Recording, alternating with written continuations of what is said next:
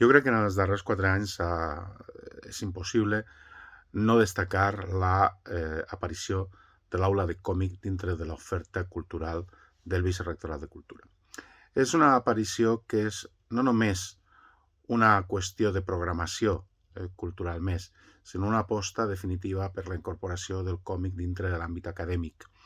que ha tingut tant la vessant de la participació en activitats culturals, la incorporació a través de jornades, d'exposicions, d'events culturals de diferents tipus i també la participació dintre de lo que és l'oferta cultural valenciana a través del Saló del Còmic, el Tenderete i altres manifestacions del món del còmic, sinó també des del punt de vista acadèmic. L'aula de còmic ha apostat de forma important per la investigació en l'àmbit del còmic a través de l'organització de cursos, de la incorporació en events com les xarxes universitàries internacionals com ICOMIX, que demostren que el còmic és un camp d'estudi realment apassionant i que pot suposar, evidentment,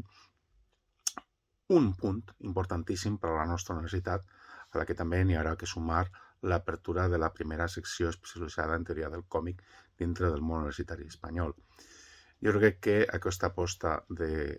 la universitat per al còmic és una demostració d'apertura de mires, d'una forma realment oberta d'entendre la cultura, la investigació i també, evidentment, la universitat.